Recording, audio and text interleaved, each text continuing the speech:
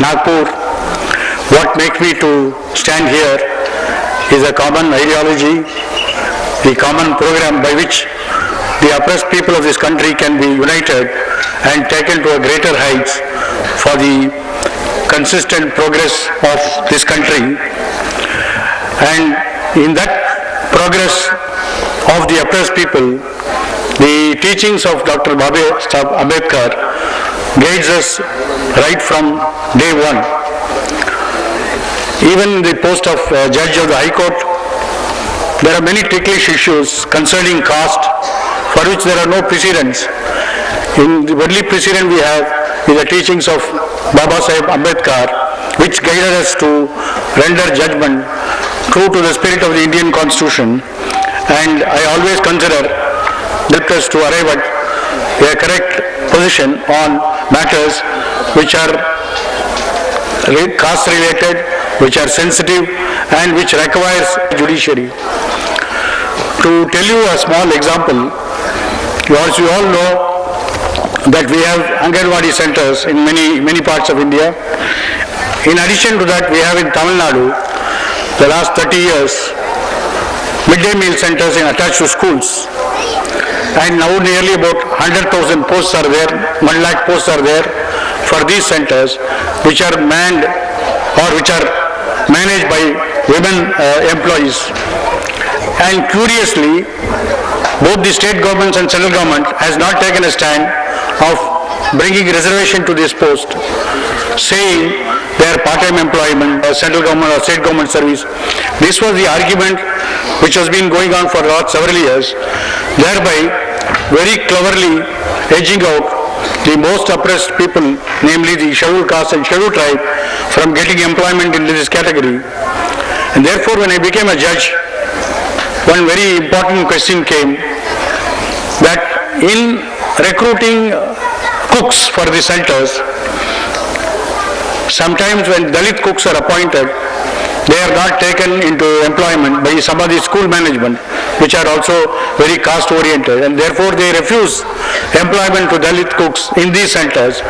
And one such case came before me. In one school management, when the district collector sent a Dalit cook, the management said we will not have that lady inside. And the collector wrote to the management saying, if you don't employ this particular person, then I'll close down the school. Then the school management came to the court saying that the collector cannot close the school only because we are saying no to a Dalit cook. This was very ticklish question, because on the one hand we can't close the school because the education will be affected. On the other hand, we cannot allow the management to exclude the Dalit cook from employment. Therefore, I passed an order that if the management do not employ this cook within a period of 15 days, then the collector can appoint a special officer to take over the school and run the school.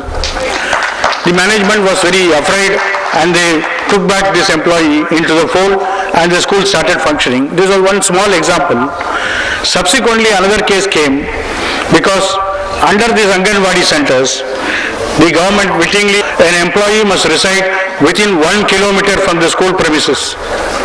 Now in most of the villages, at least in our part of Tamil Nadu, the Dalit colonies are outside the village, and it is always 1 kilometer away from the village. So whoever drafted this rule did not think that they are indirectly perpetuating Dalit employees from entering into the employment. And therefore one women employee filed a case. I said, you cannot have an inch-tape jurisdiction based on residence, and therefore I said, this rule, this clause is an invalid clause, and it cannot be used, and if it is used, it will only block all the Dalit from entering into the school premises for these small employment. And thereafter, this is again another issue where indirectly government decided that unless we have a reservation in this employment, we cannot provide justice to a large section of the people. And therefore I took the third case where the question was reservation. Now the central government and state government took the stand, there can't be reservation. For their stand was, it was a part-time employment. It is not a post, and it is only ad hoc employment. And therefore the central government circular said that there is no reservation in Anganwadi centers. Now, if this question is analyzed deeply, the idea being that the question of cooking a meal and serving to a large section, unwittingly or wittingly the governments have taken a stand not to allow Dalits. This was a state-sponsored untouchability. Therefore, in my judgment, I said it is not a mere question of empowering Dalit by giving an economic source of an employment. On the other hand, if a Dalit cook is employed and she cooks the food and serve it to the large number of children, then there is a case of a change of a stereotype, change of a role model, and therefore it takes the social harmony and the social cohesion into a larger section, and therefore the government obviously must make reservation, and therefore I pass an order in all these Anganwadi centers, there must be a reservation for scheduled caste and scheduled tribe. I gave this judgment in July 2010, in April 2010, in all these centers, and thanks to this order and the government's follow-up, we have 25,000 Dalit cooks cooking in this series of 3 cases, where the guiding force was that caste. As Dr. Babu Ahmed said, that fundamental to all these issues is a caste prejudice, and therefore unless you annihilate caste, there is no question of social emancipation. And in that way I was fortunate to render all these 3 judgments, and which was accepted by the state government, and today in our state at least we have 25,000 Dalit women cooking food for children of all categories without there being any discrimination or caste prejudice. This is one aspect of our judicial role model in shaping what the things to come. But ultimately we find we are fighting for reservation in terms of 15, in terms of Article 16, we are fighting for promotion in terms of 16, but nevertheless, these are all only applicable to state sector. Unless it is a central government owned corporation or a central government or a state government or a state government, central government sponsored societies where there is 100% aid, there is no question of reservation. Now what do we find? Increasingly, company after company, public sector after public sector are giving into private hands the employment to fight for a different kind of a right. How can we control private sector? Now you take any labor legislation, they are all intended as a social welfare legislation, and therefore it applies not only to government sector, it applies to private employees. And therefore it is not as if the constitution is preventing the government from enforcing a law which will provide for reservation in private employment. We'll have to sit together and work out the means by which we can make this demand as a constitutional demand. Very fortunately, when the right to compulsory and free education for children came in the year 2010, the Supreme Court did not have any difficulty in upholding a 25% reservation for economically and socially poor children. In that judgment, Supreme Court upheld that we can uphold a parliamentary law which provides for reservation even in an unaided private institution.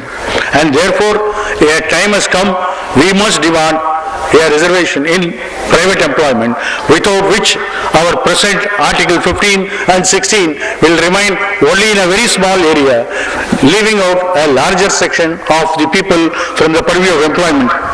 My third point I want to emphasize is that ultimately the greatest danger we now face is the liberalization, privatization and the globalization. There are many people who think that this LPG brings a relief to these people, more particularly oppressed section. I beg to differ with that argument, because a privatization or a liberalization or a globalization indirectly is an assault on the people of this country, and the worst affected will be the common people, the people who are the oppressed people will be affected. Today you find the Walmart wants to come into the retail trade, the Reliance enter into vegetable market, and these are all issues where the smaller, poorer people who have aching out living on a very, very small marginal profit are edged out from this process, thereby leading to a large section of this country being pauperized in this country. And therefore our main enemy today is this danger, who is an unknown enemy, who is not visible but who is very powerful and whose tentacles are slowly closing the Indian markets. And therefore this is also part of our agenda, because by this privatization the Indian industry which we have built very hard, the Indian trade which we have built very hard will be completely diluted, thereby taking the country to a very grave economic threat. And lastly, I want to mention that ultimately in your organization, which is very fortunate that it is not just a backward class or SC/ST, it's also minorities who are the worst affected in the Indian constitutional framework, and therefore the unity of all the oppressed people can alone bring a greater change in this country. And I'm sure BAMSF will make appropriate schemes, programs and program of action which will bring a new change, a constitutional change, and usher in a new era for this country. Thank you.